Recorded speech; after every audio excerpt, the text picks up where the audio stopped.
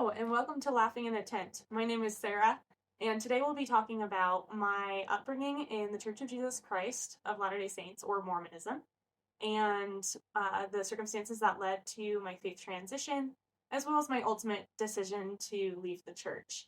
We'll also be talking about things I have learned since then and throughout that process, as well as advice I have for you or anyone else you care about who might be going through a faith transition right now. I hope you enjoy this video. I will be sharing more content about just my experiences in the church, recently out of it, and just my opinions on life, being seen through that lens. And I would really love to share more of that, so please give this video a like and a comment or share. Any way that you would like to engage could really help me get some more visibility so that I can bring this content to more people who could use it. So I hope you enjoy the video, and see you soon. So I'm just going to kind of tell my story of how and why I left the Mormon church. So just for a little bit of background, I was born a member of the church. Technically, you're not really officially a member until you get baptized at 8. But my parents were members of the Church of Jesus Christ of Latter-day Saints. And I was also a member all growing up. In my childhood, I was very, very devout. Before I started middle school, I saw mostly just the good sides of the religion. I, would hang out with friends at church. I was at least kind of familiar with the Book of Mormon, how super familiar can you be at 8 years old, but, I knew the basic stories and stuff. And I had, learned a lot about the church, and I paid a lot of attention in church and in primary, and I liked the songs, and overall I pretty much liked it. Something that I started very young is every fast and testimony meeting, I would bear my testimony. So for those of you who don't know, about once a month, there's basically open mic day at church. So for the first hour, where normally they'll have members of the congregation give kind of 5 to 15 minute, talks about gospel topics that are assigned. On fast Sundays, which is once a month, you fast for 24 hours, and during that period at church, anybody can come up and they can just share their testimony of the gospel, or of the church specifically. And anyway, so as a kid, I would do that every month. I went up there and I said, I know the church is true, and Joseph Smith is a prophet, and the Book of Mormon is true, and I'd say that every single month, just about. Probably from the time... Well, I think it was kind of hit or miss when I was really young, but for sure by high school I was doing it pretty much every month, until I started college. And even then I did it pretty much every month for a while. But, so as a kid, I was the one who would take a Book of Mormon to my non-member friends and try to get them to join the church. And I remember when I was 10, I had a crush on this boy in my 5th grade class, and he wasn't a member. And so I knew that if I had any chance at marrying him, he'd have to join the church, because I was going to marry a member of the church, because that was the only way that I could be with my family after I died, according to Mormon doctrine. So according to the doctrine, you'd have to marry someone who's basically a very active, very devout member of the church, enough so that they can pass kind of an interview process with the leader of the congregation, called the bishop. And if they pass that interview process, then you get what's called a temple recommend, and that allows you to be married in a temple. Growing up in the church, I think you don't realize just how deep the lore goes. So there's a lot here, so if you're confused, my bad. Sorry for the interruption, my battery died. So, anyway, to continue my story. When I was about 18 months, my dad was really active working with missionaries in our congregation, and something that you have to do to become part of the Mormon church is be baptized. And so that involves going underwater, John the Baptist style, and yeah, that's how you are kind of initiated into the faith, and you make promises with God and stuff, and anyway, it's a whole thing. But when I was 18 months, since my dad was really active in this, I would see missionaries all the time, and I heard a lot about missionary work. So at that point I started baptizing my stuffed animals, when I was only 1.5. when I was like 4 or so. I remember begging my dad to baptize me like in our. I remember having a hot tub, but I don't think we ever had hot tubs. I don't even know what that was. Maybe we did. Maybe I don't remember. But either way, we had some body of water accessible to me, and I kept begging my dad to baptize me in it. And he's like, "Really, you gotta wait till you're 8, and then like, I can't just do it. Like, you gotta ask the bishop." And I'm like, "Fine." But I really, really, really wanted to be baptized, so I was like all in. And then, yeah, kind of fast forward a few years. So when I was 11, it's a super long story to go into later, but my family lived in Puerto Rico for a year. And during that time, I don't know, it was kind of a difficult time. The church program, it was a lot of older people, so like in my ward back where I'd like grown up like as a little kid, there were tons of other kids and tons of other teenagers that I went to church with. And then when we moved back after Puerto Rico, that was the case. But while we were there for that year, I was pretty much like the only one. So a lot of times, so usually the first hour of church is you have like the whole congregation together, and members of the congregation share little talks about various church topics that are assigned. And then back in the day, the second hour, you'd go to a Sunday school, which is like all the people your same age, basically, men and women. So this was for the youth program. So from age like 12 onward, this is what would happen is you would meet up with the guys and girls together and have a lesson. And then you'd separate out into young women's and young men's and have a lesson. And for a lot of that, I was just like on my own with the teacher. When we had Sunday school, it was like me and one other guy and like my dad, because he was the teacher. And then for young women's, it was just me and the like female leader. And she was cool. I enjoyed our lessons more or less, but it was like kind of more isolating. So I think church was a little bit harder for me because there was the language barrier, and then I was like a lot more on my own. So there was that, but I was still very devout. Like I still was all in, like in terms of living it my personal life. Around then, I actually started having OCD as well. As a kid, I feel like I kind of had tendencies, but like it actually got like really bad at 11. And I wasn't actually diagnosed until I was 19. So pretty much all my teenage years, I just got really, really obsessive about religion. And so kind of how my life would look is there's a lot of rules that the church gives out. There's various handbooks for like youth or children. And then there's like a handbook for missionaries that I would read because I was a weirdo. I don't even know. And then there's General Conference, which 2 times a year, all of the like highest leaders in the church give about 10 hours worth of just like trainings or like church teachings. And those are kind of considered like living scripture. So like it was kind of a weird balance because on the one hand, anything that like an individual leader said and they were like the only one to say it, like you could kind of discount that because like it was more ironclad if it was from like a consensus of church leaders. But then it was also like we received a lot of messages of, don't think you're like above what the prophet says. So like basically if someone said something that I thought was problematic, first off, I'd be like, oh, I don't, want to believe that or do that because that feels harmful. But then I'd have this panic of like, oh, I'm not being faithful enough. Like I'm thinking I know better than God, because like the prophet is like an extension of God. Like he says what God wants him to say. So I would really, really stress out about that, about just not being faithful enough and thinking that I know better than God. But then it was also tricky because like, if there was something that actually was harmful, like there's a lot of really whack General Conference talks. But then the church can kind of absolve itself of that because they have this thing, the prophet is only a prophet when he is speaking as such. So there's this idea that like, at times the prophet is like serving as a mouthpiece of God, that he's just like saying what God wants him to say. At other times he's speaking as a man and just like saying his opinion. So if you ever hear a prophet say something, like once a prophet said, like men will never make it to the moon, for example. So like if a prophet says something like that, then that just means that he was expressing his opinions. That wasn't like God speaking to him.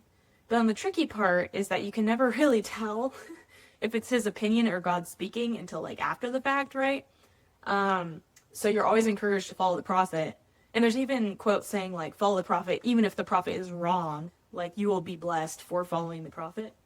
So they really do encourage a lot of blind faith, even though they claim not to, because you can like hear what the prophet says, you can pray about it and get your own answer, but the only answer that can possibly be true is to follow the prophet, because if you get an answer that you shouldn't follow the prophet, that's from Satan. So anyway, this whole thing. The other thing that I was going to say, I guess there's just this sentiment of not like cherry picking doctrines as well, that like you can't just like listen to things and decide what to take or leave, because if the church is true, the church is true. So you either take all of it or none of it, is kind of the sentiment. So anyway, that sounds like explanation. But yeah, so as a kid, I would hear a lot of these messages in this semi-annual general conference, as well as like, you know, church lessons and everything. And so there's like so many things they expect you to do. It's actually insane. That like you're supposed to write in your journal, you're supposed to like study your genealogy and go to the temple to like baptize your dead family members, which actually is something I connected a lot with, so like I'll talk about that in a future video. But then you needed to like do a lot of service and serve within your ward, and then you had callings, which were like basically assigned ways to serve. I could probably talk about that in a later video too, but it's basically like there are a lot of different positions, or like titled roles within a congregation, and they're all pretty much unpaid. The only people who are really paid are like the highest church leadership at like the global level. And so you're like assigned these ways to serve, and you need to like fulfill that. And there's an enormous amount of stigma about saying no to a calling. So basically, if someone asks you to do something, you must do it until they tell you you can stop. Which, like, technically you can say no, but no one does. And there's also frequent talks about how you shouldn't say no because that's not showing enough faith and stuff. So, anyway. Yeah, so, Puerto Rico. Got diagnosed with OCD. Kind of the next rest of my teenage years. I lived like a nun. I tried to basically act like a sister missionary. So, like, I don't know. I was really, really modest. And, like, as a teenager, like, so there's, like, a guidebook that, like, says, you know, you should have your shoulders covered, and, like, you should have your midsection covered, and your shorts should go down to the knee, and all that. But, like, a lot of that is to prepare you for having temple garments, which are, like, this sacred underwear that Mormons wear once they go to the temple as adults. And that, you know, is long shorts and cap sleeve and covers your belly. So as a teenager, I dressed like that the whole time, even though, like, technically I didn't have to. But I was taught that if I didn't dress that way, I was, like, lowering my standards for the world. So, yeah. And then, yeah, I was really, really modest. Oh, and I didn't really watch or listen to anything that, like, had any sort of questionable content. Like, if anything had swears in it, or, like, even mentioned alcohol, or, like, even mentioned coffee, I was kind of on the fence about whether I should be listening to it. I pretty much only listened to, like, music actually produced by the church, or, like, classical music from the time I was, like, 11 to 19. And I didn't have a ton of friends. Part of that might have just been me. I don't know if I would have been popular anyway. I feel like I was kind of always a weird kid, even before I had OCD. But there definitely was an element of people a lot of times thought I, like, acted very holier than thou, and, like, I was judging them. And honestly, like, I definitely see where they got that impression, because, like, I would kind of threaten to tell on people for things, or, like, tell them that they're not doing what they were supposed to. But most of that was coming from a place of, like, I was kind of jealous of them, because I'm like, it seems so much simpler and more fun to live like that, you know, and less stressful. But I also had this really deep fear that I would go to hell as, like, an accomplice. That, like, if I was around and they decided to do something wrong, or even just, like, against the rules, like, even, like, school rules, you know, I was like, well, that's breaking a rule, that's morally wrong. So I would, like, really try to dissuade them, or be like, oh my gosh, like, do I have to tell on you? Does that make me, like, complicit, you know? Even when it was something, like, this happened in 6th grade, where we were at, like, a sleepover, like, sleepaway camp or whatever, and the girls wanted to, like, sneak over to the guys' rooms, just, like, hang out. Like, I don't even think they were doing anything crazy. but it was like past the time we were supposed to be in bed. And so I was just like crying. Like I just remember crying in bed and like telling them like I feel like I'm gonna be accomplice if I don't turn you in. Eventually I didn't because like social pressure kind of freaked me out more than the idea of hell at that point. But it was like always a toss up. So that was all my teenage years. And the tough thing in church is that you get a lot of praise for that. So like at church I was always the one like, you know, bubbly and smiling and reaching out to everybody, and everyone's like, oh my goodness, you're so spiritual. And like I'd occasionally like have a lot of like intrusive sexual thoughts because like you're not supposed to like even think about sexual subjects. And so my lovely OCD brain would just like pop up like inappropriate images in my head, and I would like freak out. I'd be like, oh my gosh, like I can't be thinking that. And so I'd like confess to my bishop all the time and like just always felt like I was unworthy. But a lot of people would tell me like, oh well, like if the worst sin you're doing is thinking stuff, then like you must be doing pretty well, you know. And I was just always going above and beyond and giving tons of books of Mormon to people. I was basically proselyting at my high school. Kind of surprised no one shut me down. But I'm sure it was incredibly annoying and possibly illegal. I don't know. I mean, I was a kid, so I don't know. But either way, so I was in high school. And then I went to college, and it was kind of much the same, kind of worse. I, a lot of times wouldn't do my homework or wouldn't eat or something because I felt like God, you know, had some work for me to do, that like I was wasting time and I could be like finding someone to serve or studying more diligently or something. And so that was problematic. City sucks. A lot of it got really intertwined with religion though, which is why I bring it up. Got diagnosed when I was 19. World shut down for COVID. I came back that next semester, met my husband on Zoom over that summer. And we both are very similar, very, very devout Mormon. And so that worked really well. We talked a lot about the gospel and we were all kind of on the same page with that. We got married. Well, we got married not quickly, not slowly. I feel like it was pretty typical right about BDN for BYU standards, at least like from things I've heard. I might be biased just from my anecdotal evidence. But we met online in a Zoom class in like May of 2020, and then we were married April 2021, and started dating in September, and then we're engaged in January. So the whole time from meeting online to being married was a little bit under a year, which it sounds crazy because I know for a lot of people like outside of the Mormon church that's like absurdly fast, but it felt pretty typical. So much so that when I went home for Christmas, a lot of people in my congregation were asking, like, so, like, do you think you'll be engaged soon? And I was after, like, what would that be? Like, maybe 2 or 3 months of dating the guy, and, like, maybe 6 months of knowing him. And 3 of those months out of the 6 of knowing him, I hadn't even met him in person. But anyway, so yeah, people would, like, ask me, when are you going to get engaged, you know? And we did, like, as soon as I got off Christmas break. So, yeah, so we got married. So something kind of cool about our story is that for various kind of family logistical reasons, we decided to have a civil wedding, which just means like literally a normal wedding, before our temple sealing. And it used to be that if you did that, you would have to wait a year in between. So like you'd get civilly married and then you'd get married in the temple. But like you'd have to have a year between those two events. But they changed the rule like right pretty shortly before we were married to make it so that you could do it immediately after. And so we did that. And that was nice because a lot of our friends and family could come who weren't members. So that was really nice. And then we were sealed.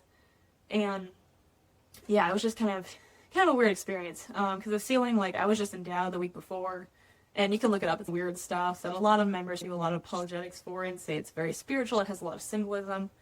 And in my patriarchal blessing, which I could also go more into, but it's basically like there's a person in the church called a patriarch who at some point in your life gives you, like, lays their hands on your head and, like, speaks to you and gives you, like, a blessing that's from God. So it's, like, your personal scripture. But in my patriarchal blessing, it said that when I went to the temple, I'd have, like, feelings of warmth and light and goodness. And I'd, like, have a testimony that it was the house of God. And I just didn't feel that because it kind of felt sexist to me. And actually made me really uncomfortable. So I was really confused about, like, why there was that mismatch. Now that I've left the church, looking back on my wedding is kind of complicated. And I know it is for a lot of people who also left the church. Because, like, the church pretty much dictates a lot of your really, really big life decisions, and just like life moments. So like if you leave the church and you come to leave like I have, that's a very harmful institution that is very deceptive, and that like its whole basis is not true, then it's really painful to look back on like the happiest moment of your life and it's just covered in this church. So it's just kind of complicated. So I'm really grateful that we had the civil wedding first, because then I can look back on just like those really important moments spent with family, and just like celebrating our love and so many things that like we could plan and choose for ourselves, and that was really cool.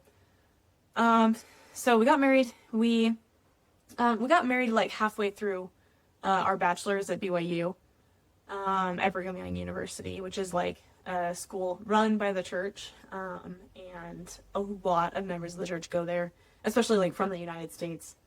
It's pretty, I feel like it's pretty prestigious among Mormons. It's definitely talked up and hyped to all the teenagers, you know, in the church. So did that whole thing. And so that was actually really interesting. I feel like it started kind of sowing the seed of leaving the church. I studied psychology, so that means that we would talk about kind of things that I hadn't really thought about before in my kind of Mormon sheltered childhood. Things like we talked about like transgenderism, and learning kind of like just the science and also just like what people who are transgender have said about themselves. Really was eye-opening to me, because like as a kid, I mean, I was like, this is so offensive, so I'm sorry. But I was genuinely taught that like people who are transgender are just confused, and that like they get kind of led away by the world. There's just like messages out there, and they are just kind of persuaded to believe that they'll be happier if they were just the other gender, and that they transition and then their mental health is actually worse after transitioning, just which goes to show how confused they were and how it was the wrong decision in the first place. But then coming to BYU and like actually hearing about what it's like to be transgender, like we would watch videos in my class of people who were trans talking about their own experience and just like how they came to realize that that was the right choice to transition. And that gave me a lot more empathy, because I'm like, this doesn't really look like a cry for attention, you know, like a lot of times it's really hard for these people to transition, and it's something that they've been thinking about for years and years and years, and it actually often does make them happier afterwards. So I'm like, I feel like I was just misinformed. And so I started really believing that like trans people are legit. And at that time, the church, it had kind of a wishy-washy policy on trans people at the time. I heard of people who kind of would do apologetics and say like, I don't know, like gender is eternal, but like a trans man was always a man, but was just accidentally born with female parts or something. Like, I don't know, I would hear a lot of people kind of saying things that like made me kind of confused about where the church even stood.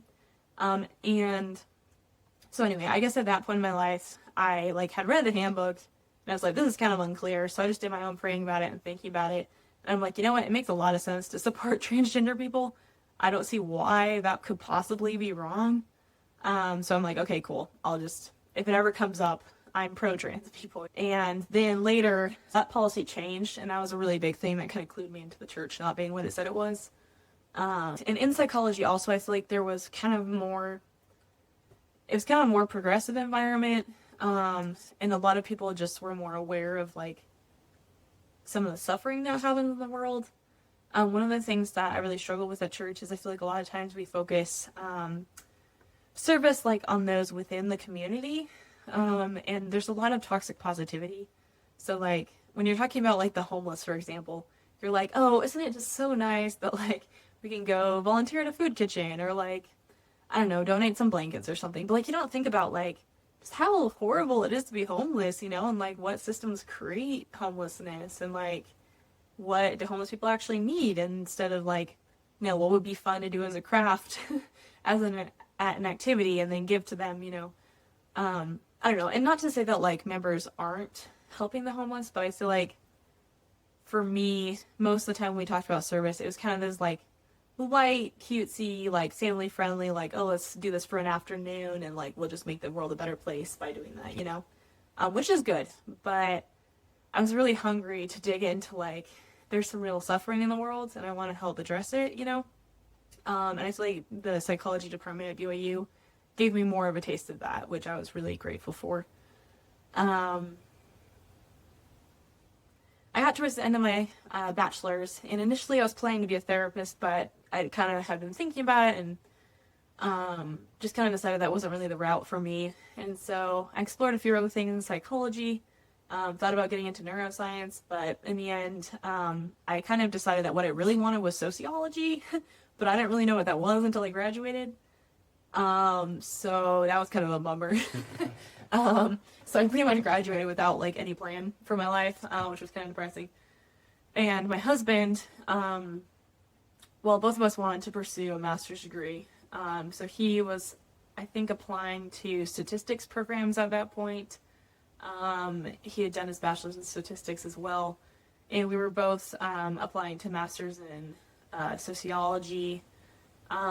And didn't get into the master's in sociology, which I was surprised. And later I talked to someone in the department and they're like, what, you didn't get in? Like, you totally could have done it. So, I don't know, kind of weird. Maybe it was divine intervention or something. But either way, I didn't get into the sociology department. So at that point, I kind of took that as maybe a sign from God that I should just be a trad wife.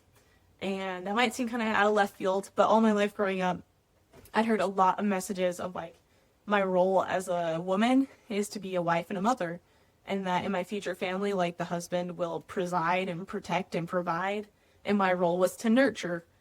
And I don't know, there's a lot of like discussion about like what does that even mean, but I feel like the most kind of obvious solution I feel like is probably the best one, and people can disagree on this, but like I feel like for me that meant be a stay-at-home mom.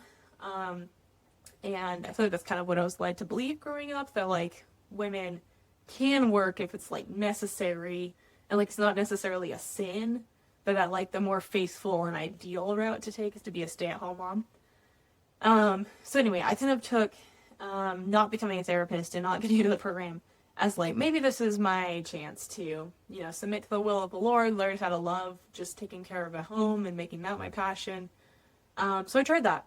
I looked up a bunch of like trad wife homesteady, homemaking kind of videos on YouTube. I tried to make our house smell nice, and I tried to like feel okay about that. And I was always told growing up too that like when I had kids, because like the idea of staying home with kids never really appealed to me.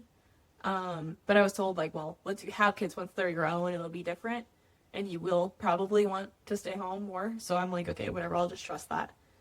So this whole time, my awesome husband, we talk so openly, like, about everything.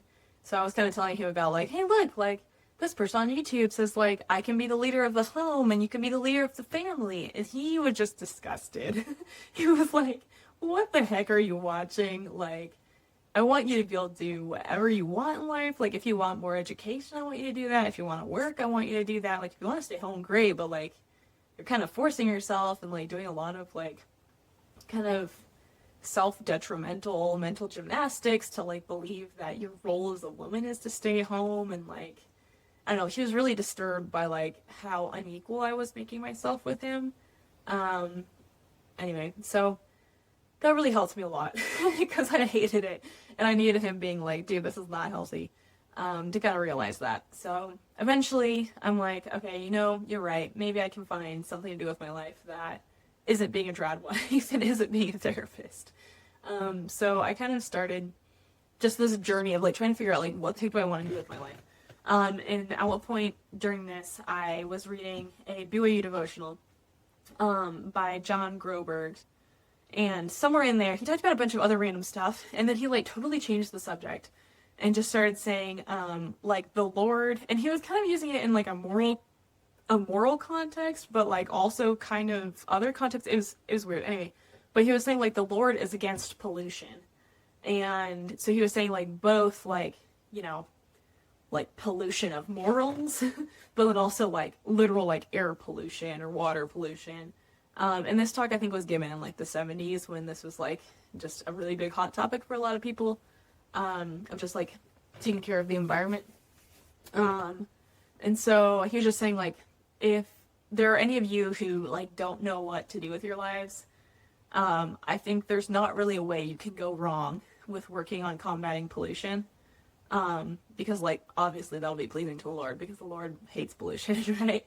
And so as a kid, I actually had wanted to like be more environmentalist. I was a vegetarian for a year when I was 9. I thought about starting like a kind of combat climate change club when I was around that same age.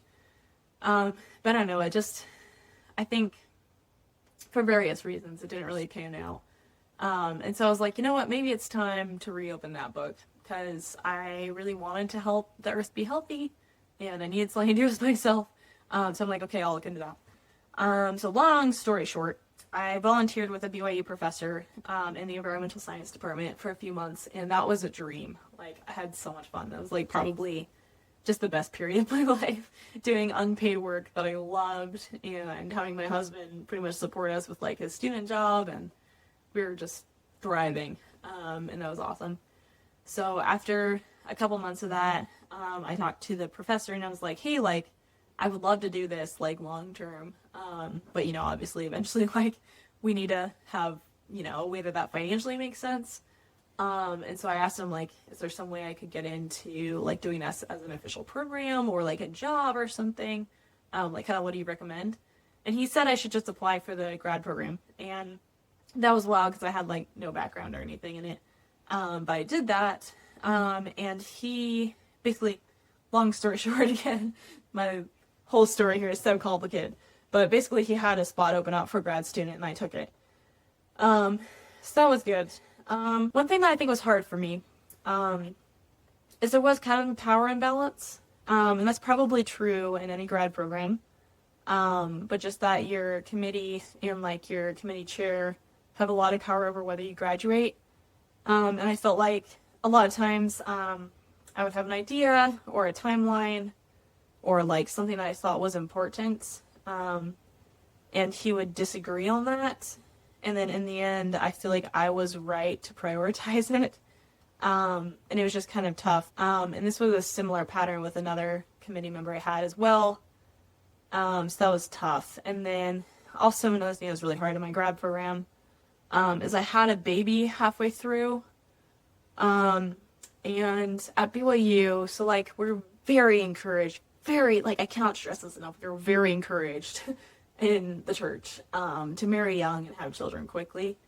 And they also say, like, you know, it's your choice, it's between you and the Lord, like no one should pressure you into it, but also like don't postpone having children because children are the most important thing and like the number one thing. And like if you do, there's literally a quote that says like pretty much success in any area is basically invalid if you compare it to failure in the home. So yeah. And the tough thing is that BYU does not have like any supports for parents. Honestly, it really doesn't. There's no sort of childcare. There is like a family playroom that has like some study tables and kind of like a jungle gym and a couple other things for little kids, which it was really nice. And I could fact check this, but I'm pretty sure it's only there because of a generous donation from a private donor. And I'm not sure like if that was something the school was going to do on their own on like a similar timeline. I think that was kind of just like someone said, hey, you need this, here's the money. So like that was nice. But even there, I mean, it was still difficult. Like if I wanted to go to the bathroom with my baby, I'd have to, you know, wrestle my stroller into the bathroom. And then like if she was asleep and I had to flush the toilet, she'd wake up. So like, I don't know. There was just, what I wish they had is just like a space to like put your baby, because she was always like sitting on the floor or trying to like touch the toilet and stuff. And then like there was nowhere for anyone to watch your baby. Like there was no childcare at all, like paid or unpaid or anything, like just nothing. So when we needed someone to watch our kid, we would just like ask like friends who we knew mostly from church if they could watch her, and sometimes they would, sometimes they wouldn't. One really frustrating time, someone said that they would watch her, and then my baby got a cold, and so I texted the person who's going to babysit. I'm like, hey, like, just heads up, she has a cold. Like, are you still okay with that? And she's like, yes. And so I'm like, okay, great. because it was like during finals and we really, really could use some help because we were struggling. Because both of us were doing our master's program at the same time. But then I got a text back from that friend saying, hey, actually, I remembered that my husband and I wanted to go to the temple before this next week where we're going to listen to the like general conference, which is like the 10-hour televised talks from the leaders thing. So we wanted to go to the temple to like prepare for that, and we kind of ran out of time, so we're just going to go to the temple during the time I said I was going to babysit. And that was really frustrating because she like totally backed out of that commitment, and we were like really relying on that time. And I didn't feel comfortable asking anyone else to babysit because my baby had gotten a cold. But since she had like already agreed and said she was fine still watching her, I was like, okay, phew. But since she backed out, that just kind of sucked. So yeah, a lot of not supporting moms at BYU. And like professors weren't required to allow babies in their classes. They weren't required to allow breastfeeding in their classes. I had some teachers who were really great. And my husband's program was much less understanding of having babies. They were a lot more averse to the idea of having a baby in class. So that just meant that a lot of the time, pretty much all of the time, I had to bring baby to my classes instead of my husband bringing the baby to his classes. And so that just meant that it was really hard for me to like actually learn that semester because I'd be like bouncing a little baby on my knee and then trying to keep her entertained and breastfeeding in a corner and stuff. So I'm really grateful for the teachers that worked with me, but I definitely didn't learn very much that semester. And then, yeah. Anyway, it was kind of awful. So I think to sum up my time at BYU, I think it really did catalyze me leaving the church because in a lot of ways it taught me critical thinking. It taught me how to research and how to like think about things like a scientist. But then I just kept seeing examples of people not applying that to the church. Like there was a lot of blind faith and like don't look it up and don't think about these things and just allow the cognitive dissonance to live there forever and don't worry about it. And I had a hard time accepting that, especially given what I had learned about like science and research. And then too, I was constantly told like, oh, women are equal. But then at church, I'd hear things like women don't have the priesthood because instead they're able to bear babies. So like men have the power of the priesthood. Women have the power of like procreation. So that's like totally equal. And I'm like, what the heck? Like, that doesn't make any sense. And I started around then listening to some podcasts. Like At Last She Said It, I really enjoyed. But it brought up all these issues that nobody could really give me satisfying answers to. And thinking critically and talking with my husband, I'm like, this just does not seem right. So for kind of those 2 years in the master's, oh, and I totally forgot this. Yeah, so as soon as we got married, we moved into Wymount, which is like student married housing, and we went to a ward there. And on the first day, it was Fifth Sunday, which means that the whole congregation, instead of going to their normal like Sunday school class for the second hour, gets all together, and the bishop or somebody from like the state or sorry, so much jargon, but somebody from the higher up leadership or like the bishop, like the leader of our congregation, would speak out something to all of us, and it was just a talk about like it was a talk about modesty and about garments and how like we should be wearing the sacred temple underwear and like just dressing modestly. But like he mentioned like women having skirts that are too short and their like garments hanging out, and like it just felt very kind of like almost making fun of them. It's just like, why are we focusing so much on like, oh, that girl's pants or her skirt is too short and like I can see her underwear and like, oh my goodness, like how horrible is that, you know? And like that just feels so like gross and gossipy and like kind of creepy. And like why are we just like policing women's underwear? I don't know, because like we talk about garments as being like not a modesty thing. It's about like your covenant to Jesus and it's reminding you of your covenant to Jesus. But I'm like, why is my covenant to Jesus knee length? And why do people judge me like if I don't wear it or something? I don't know.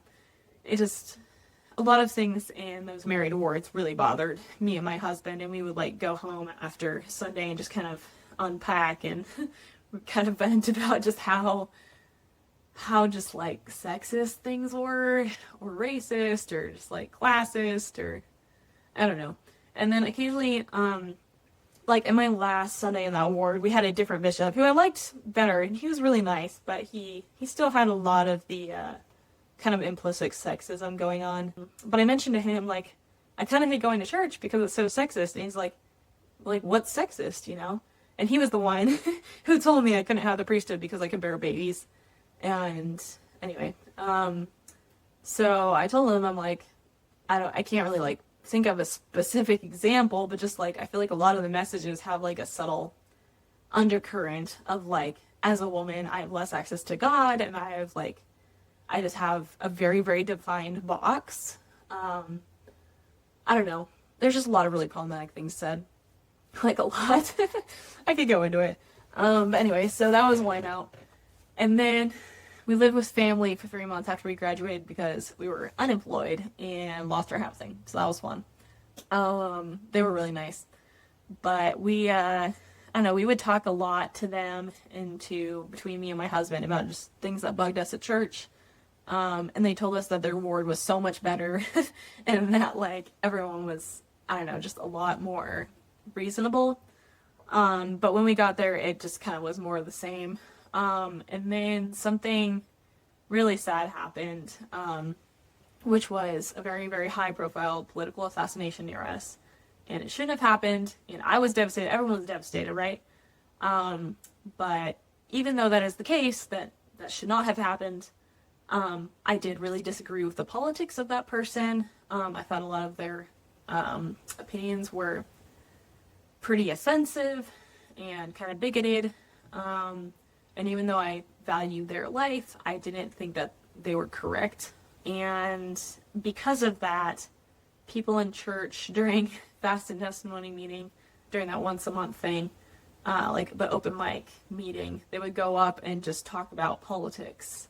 And they would talk about how basically God's will was that we support these politicians or these, like, kind of influencers in politics, and how that's, like, God's will, and how they are, like, so similar to Jesus and stuff. And, like, politics occasionally creeps into church, but it was just to a level I hadn't really experienced much before in my personal life. And that was really off-putting because we disagreed with pretty much everything being said. And it was hard to see so many people vocally saying things that were really, like, offensive to certain groups of people that were marginalized. And so anyway, that was happening. And then we went to a camp out with our ward. And during that camp out, we had a testimony meeting. And the testimony meeting pretty much started out with, like, I'm so glad that the prophets were so, like, had the revelation of God to have the family proclamation to the world so that we could know that, like, gays were just super confused and we could, like, know not to trust them and that they're just deceived by Satan. And I'm so excited to, like, listen to our general conference this next weekend and hear all these, like, inspired teachings from our leaders, which I hate in general conference, always have. And anyway, we just kept having things like that. And then somebody in the higher leadership who was, like, visiting our camp out started talking about politics. And the whole testimony meeting devolved into politics and politics and politics. And it was very offensive and upsetting.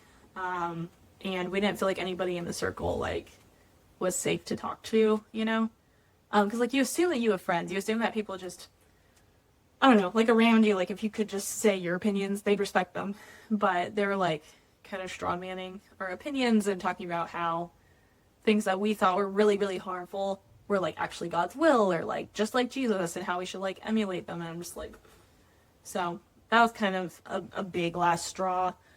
And so for all this time, I've been really wanting to leave the church, because it just was so harmful and so offensive to so many people, and just not Christ-like or loving. And I really wanted to leave, but I genuinely believed that this was God's church, that, like, maybe in order to be saved, we all did need to have the ordinances, and the prophets and a lot of other people had just kind of a little off the rails, but maybe God was just a lot more hands-off than I expected. But somehow this was still the true church, even though it had major issues in the implementation of God's word. So I still believe that, so I was still staying in the church.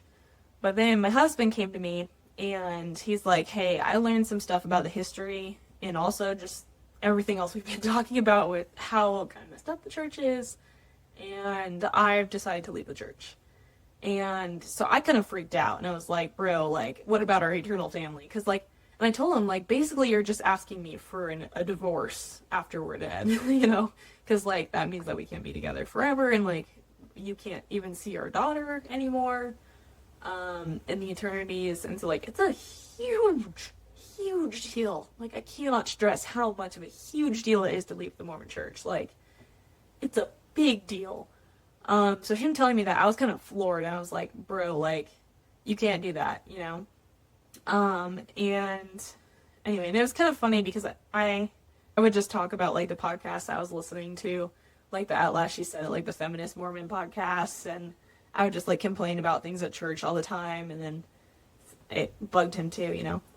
And so anyway, so he told me that, and I also learned that they changed the trans policy. So, like, at some point when I wasn't really noticing, they changed it so that trans people can't, like, work with children in the church, and can't, like they have a lot of callings they can't hold, and if they have to go to the bathroom, then they should, like, have somebody else stand outside the bathroom and make sure it's completely empty. Like, I don't know, it was just a lot to just really embarrass and further sideline trans people, and kind of encourages the narrative that they're, like, dangerous or predators, which is totally not validated by the data.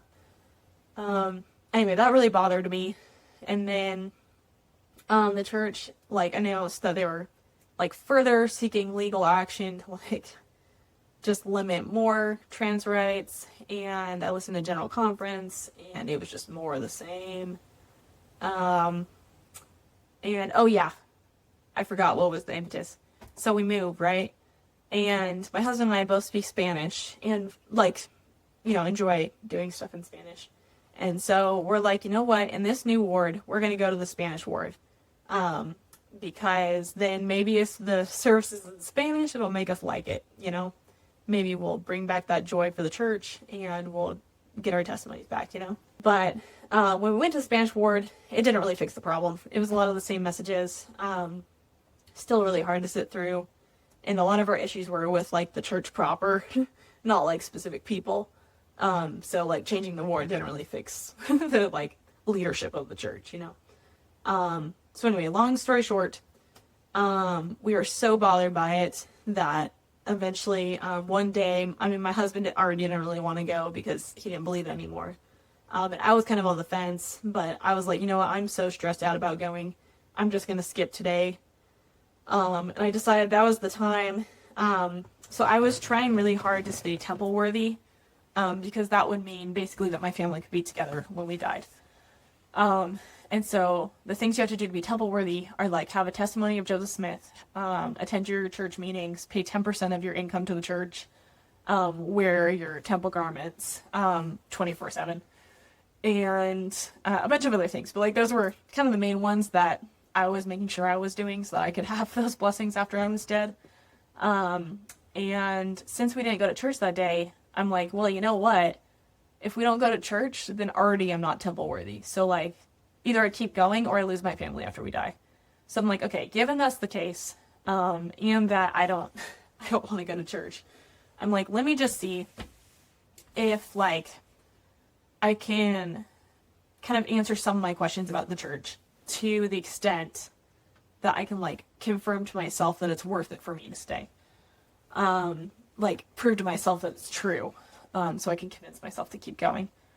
So I started doing a little bit of research. I forget where I started with, but I think just various sources online, just about some of the history of the church and, like, the basis for, like, does this church actually have the authority of God? Long story short, I eventually read the CES letter, and by the point that I, like, started reading that letter, I was already, like, 95% sure that I didn't believe in the church, and that the claims of, like, having a prophet that speaks for God, and of Joseph Smith having restored the church from God, and the Book of Mormon being true, like, all of those things I just didn't believe were true based on the information I saw. And the CES letter confirmed all of that. And even then, I was trying really hard to stay. I was like, is there any way this can be false? So I like read a bunch of like rebuttals of the CES letter by Fair Mormon. And then I read the rebuttals of the rebuttals by the guys who wrote the CES letter. And I like just Googled a lot, tried to look at firsthand sources, talked to other people to like try to find sources that I couldn't find. And then eventually, once everything like lined up, and I'm like, okay, the church is not true. And I had no remaining questions to be answered, and I was very confident of that fact.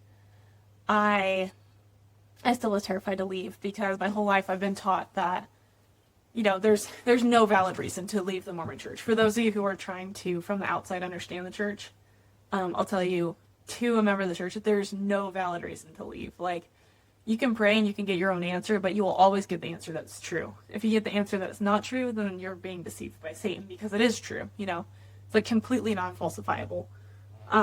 So anyway, I was really scared to leave because it would be an enormous thing with my family. Like, I'd be like telling them, like, I want to be, divorced from my family forever, like including my parents and my grandparents and everybody. And like from my husband, like it's an enormous deal. So I ended up just walking for like hours, just staring at the stars and praying a lot. And eventually I got kind of this voice in my head saying, like, what would it take for you to believe that it's okay for you to leave? And I really pondered that question. And that was kind of what led me to asking for those final sources. But once I had everything in place, I just kind of got a confirmation from God that it was okay if I left. So now we're 6 months, or about 5 months since I filmed that video, 6 months since I left the church. And I have changed a lot, but also not changed at all, I think, within that time. I still feel very much like the same, like, basic person I was. I feel a lot more free to just kind of express myself and be honest with myself about how I feel about things. I think in the church, there's a lot of, like, well, there's an expectation that you agree with the church on pretty much everything. So now that I'm out, it's been really nice to form my own opinions about things and just be able to share what I believe to be true and not have to worry about whether or not it aligns with the church's teachings. I also have really enjoyed the lifestyle changes I've been able to make that I feel like have helped me to be more genuine and more myself since leaving the church. For example, the stereotypical ex-Mormon things, I feel like I have more bodily autonomy now, and being able to choose what I wear, how I express myself. That's been really, really freeing and really healing for my just connection with myself and my body. And then I also have been able to try the stereotypical ex-Mormon things of trying coffee. I've also, I don't know, I've also drank a little bit. I still am kind of freaked out by the idea of getting drunk, so I haven't done that. But I've really enjoyed being able to participate in the social aspect and just try tasting different drinks that I was curious about before. So that's been really nice. And I feel like my relationship with my husband has also grown closer. That is not always the case. A lot of people who leave the church really struggle in relationships because it's a huge, like, life shift. But I do feel like it has brought me and my husband closer together as we've been able to go through this hard time together and kind of reconceptualize how we see the world together. We've been able to have some really just important and meaningful discussions and also just get to know one another better and become even closer friends. I will say one thing that has been really hard since leaving the church is I did eventually deconstruct my belief in God. So I no longer believe in God or an afterlife, and that was a really difficult thing to cope with, like really hard. So if you're going through that right now, I would just want you to know that I see you. It is brutal, but there is the other side of it. And at this point, I find a lot of meaning in the way that I interact with my fellow humans, in the connection that we all have through family history and through just shared history as organisms on Earth. And I've also learned to take myself less seriously, to enjoy the moment more, and just really cherish the beautiful connections in life. It is still really hard, but I do think that after enough time, you start to kind of process it and then metabolize it into something that is beautiful. And I'll talk more about that in a later video of like how I find meaning as a self-identifying atheist at this point, and things that I've learned from other people online and in this space. And we'll talk more about that in a future video, so stay tuned. But I just kind of, as an overall review, want to say leaving the church is really hard. And I was lucky that my family have all been pretty loving, even if they are struggling with my leaving the church. And that's not everyone's experience. So if you're considering leaving the church, take your own circumstances into account about who you tell and how you want to go about it. But I will say that in terms of my personal experience, I found a lot of joy and freedom in leaving Mormonism, and I feel like a more genuine and happy form of myself. And I feel much more empowered to make the most of my life and to do things that bring me joy and connect with people deeply without having to have reservations on how I can be friends with people or love people. And that's been extremely important to me. I feel more connected to myself and my own identity, my own body, and also more connected to just the truth and my own conscience and ability to follow it. So if you are considering it, I would say 10 out of 10, highly recommend. It is really, really hard at first, and it takes a minute to kind of process things. So take as much time as you need to research, to consider whether this is something you want or whether you want to stay in the church, because it is a big decision and it's okay to take your time. But also, eventually, it's your decision, and I really haven't regretted it. So wish you the best of luck, and hope to see you again soon for more content. So I feel like I need to have like a cute catchphrase at the end here. I'll have to think more about that. But see you on the flip side for now, I guess. Bye-bye.